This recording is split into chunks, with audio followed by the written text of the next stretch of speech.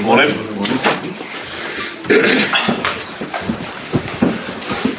Yes. Warmer today. It is.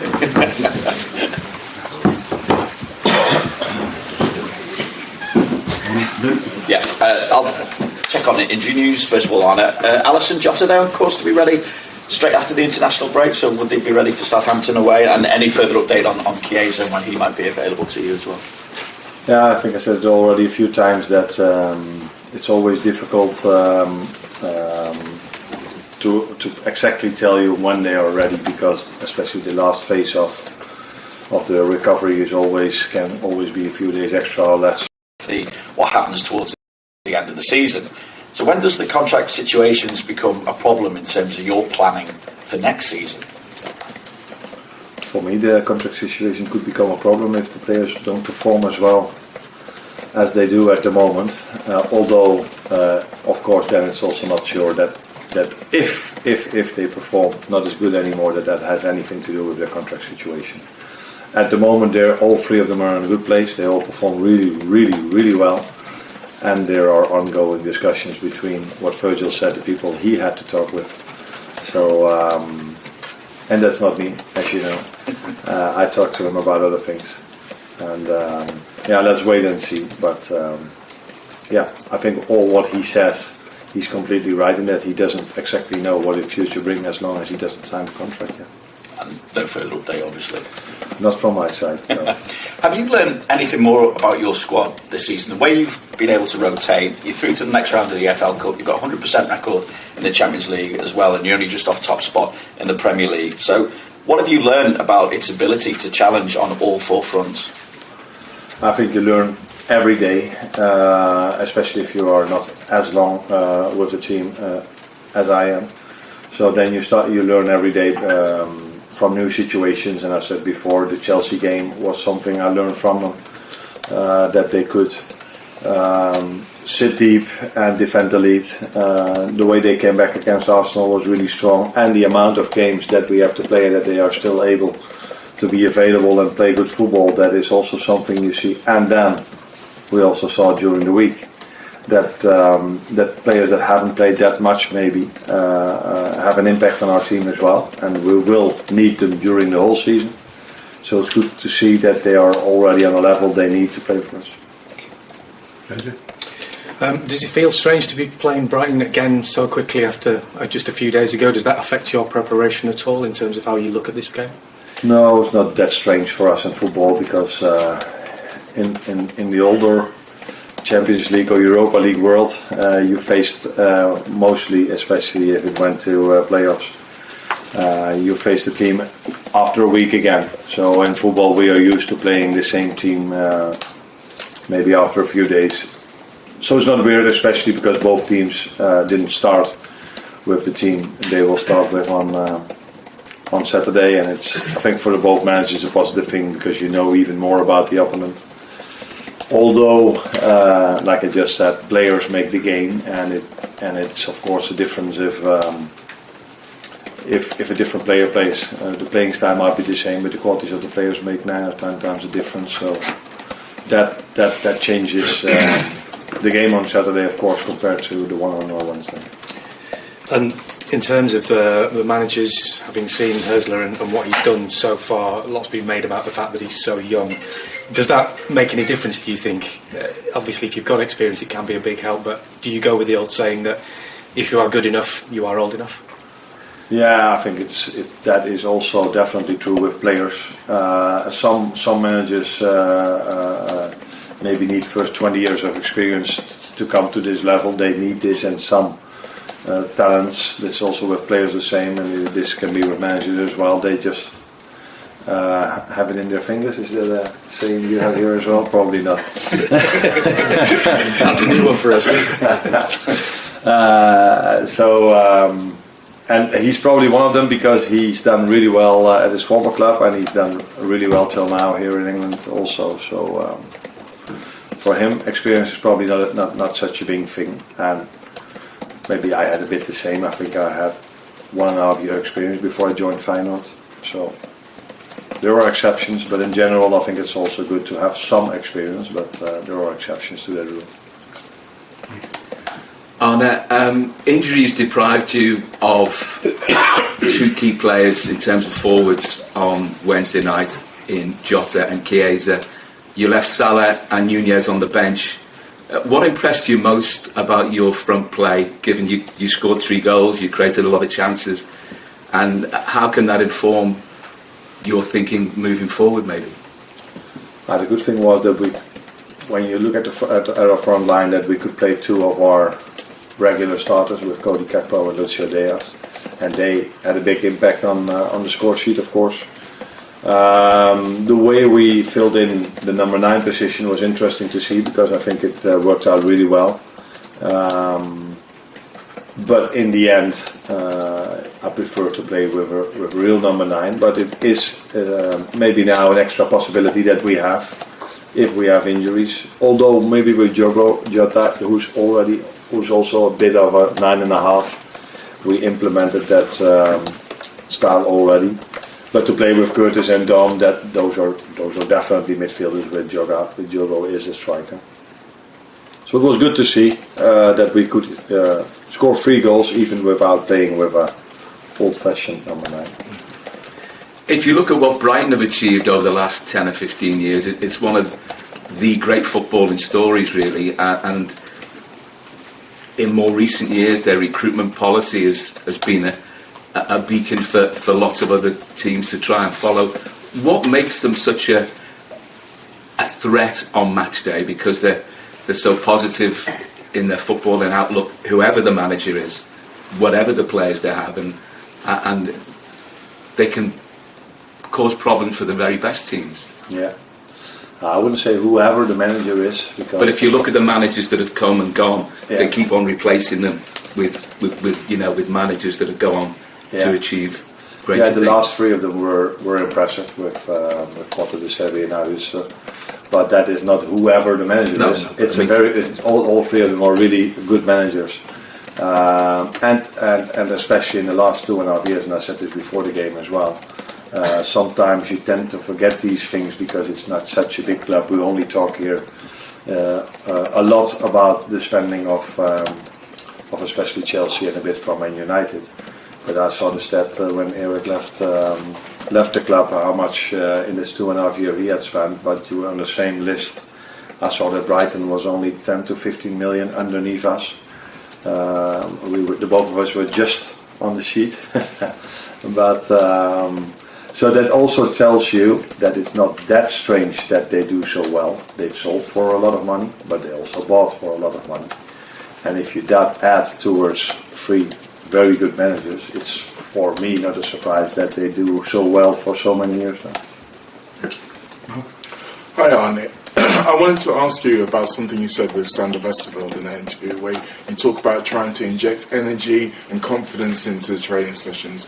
Obviously in a time like this where it's really an intense period of the time, where you maybe don't have as much time on the training pitch because of travel and recovery, how important are the players in terms of trying to reinforce that message? I think particularly of the instance of Gerard Kwanzaa, who obviously didn't have the kind of game that he'd have liked against Brighton and may not necessarily get a chance to get on the pitch again for quite some time. How important is the leaders, the Joe Gomez's, the Virgil van Dijks, in helping to inject that confidence back into him?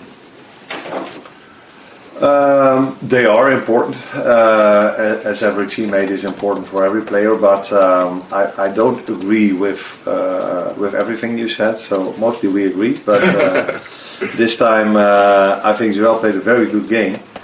The only issue he has at the moment, that if he has a moment that is not perfect, it immediately leads to a goal.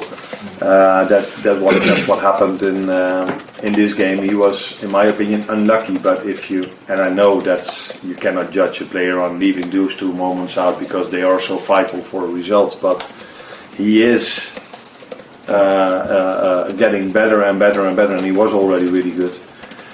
So for him, it's that last step maybe to make, which you've already shown in the past, that he can play a game without making these small mistakes. So he's a bit in an unlucky period when it comes to if he makes a small mistake and it leads to a goal. But if I look at his overall performance, I really liked what I saw. He was confident on the ball.